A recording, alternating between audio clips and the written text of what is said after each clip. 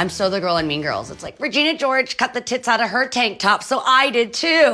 This scene from Mean Girls is the best branding lesson, better than anything I paid for. And evil takes a human form in Regina George.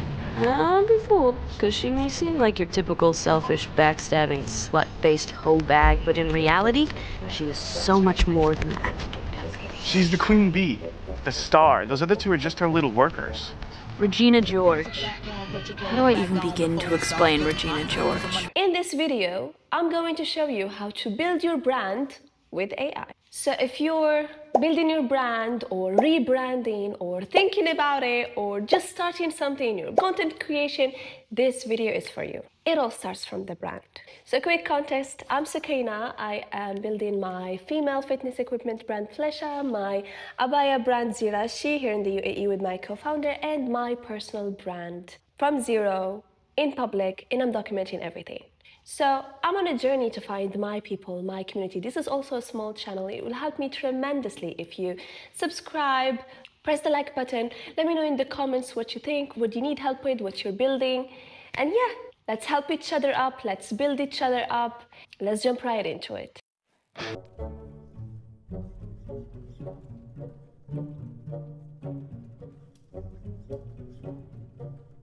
I don't ever slow up, no I don't take shit. I got no love for the fakeness. If you wanna play tough and wanna hate this, I'll always show up. I don't ever slow up, no I don't take shit. I got no love for the fakeness. If you wanna play tough and wanna hate. So here's what happens in the scene. Katie wanted to play with Regina's popularity, so she cut the bra area of her shirt. She was trying to humiliate her. Regina wears it unapologetically, walks out, very confident. It turns into a trend.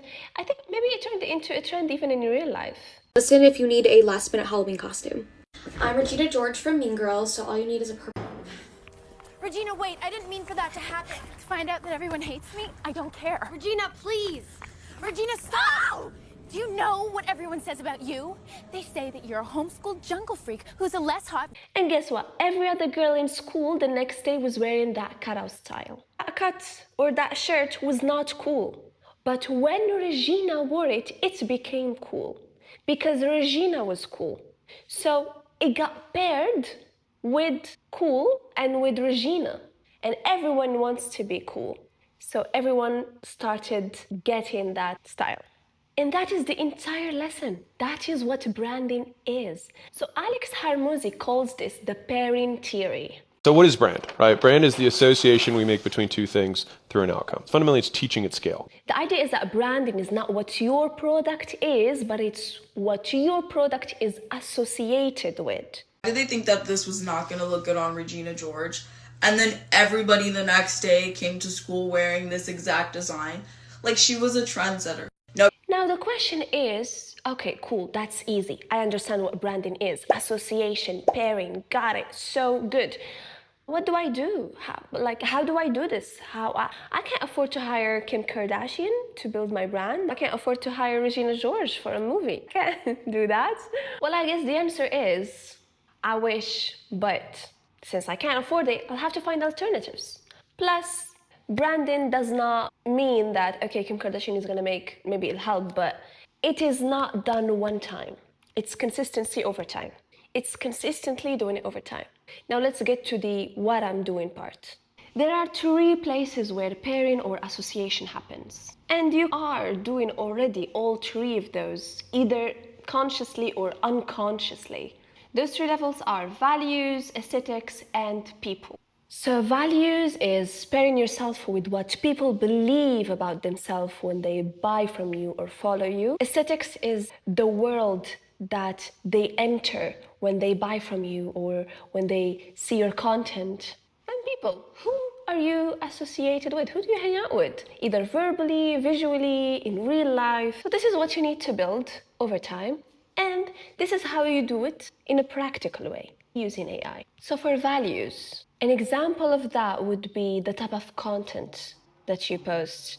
the type of captions, what you have in your bio, what you choose to talk about. Let's say, for example, for me, I have a brand in fitness field.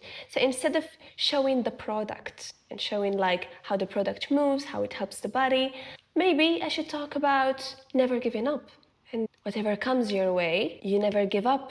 If you're down, you stand up again and you move your body. That is a value rather than it being the product, although it's me showing a product demo, but I am pairing it with a value, which adds more value. Does that make sense?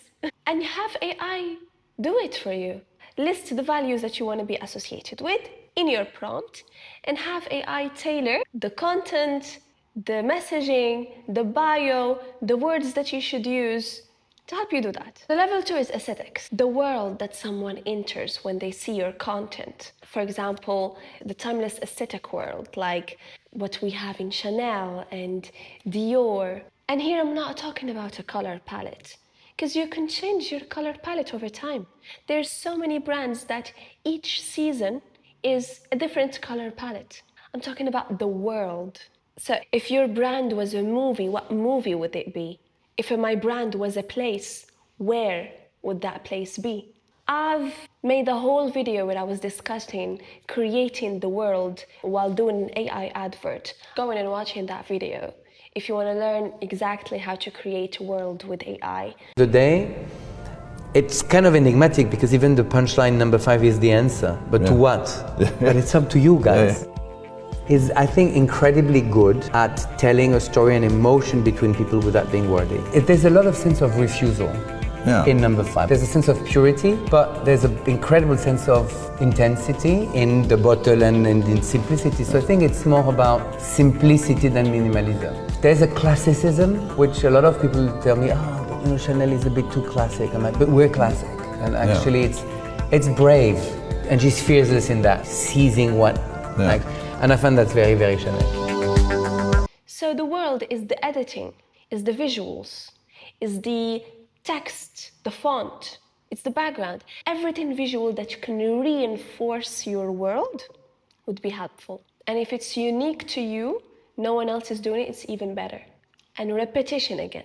You have to do it in every single post and every single reel, every single video.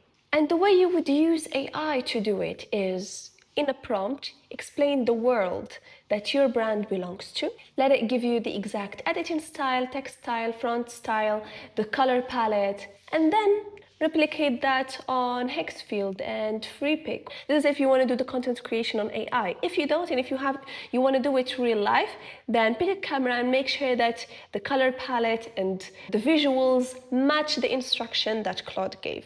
And at the end of the day, it's your vision. So you are in control and you are guiding that creation. Here you are the creative director. The third one is people. Yeah. Maybe I can't afford to hire Kim Kardashian right now for a brand deal, but I can talk about her.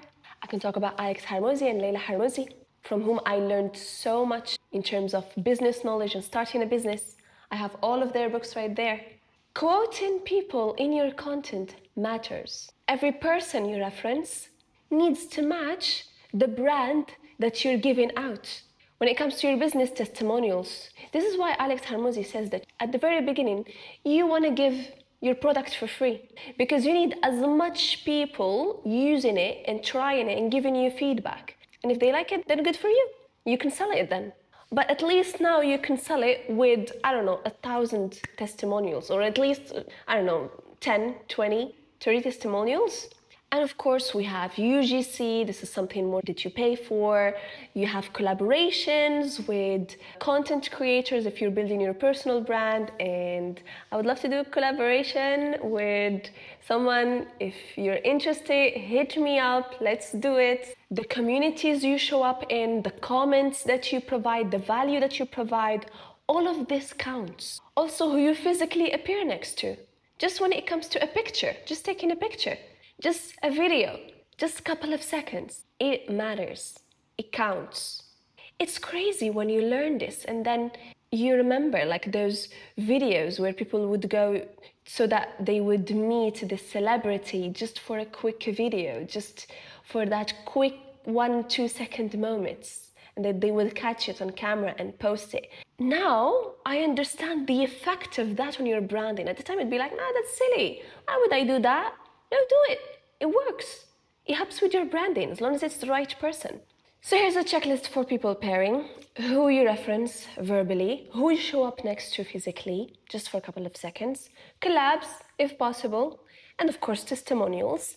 And usually see comments, pages. And again, all of this will work only if you are consistent. Guess what? You're already pairing yourself with something, whether you're being intentional about it or not. So you might as well do it intentionally. And that's it. As always, I'm on a journey to find my people, my community. It will help me tremendously if you subscribe, drop a comment, hit the like button. Learning how to say that. Yeah, let me know what you think. Let me know if you like my videos, if there's anything that you would want to learn about me, if there's anything you don't like as well. And yeah, that's it. See you in the next one. Bye.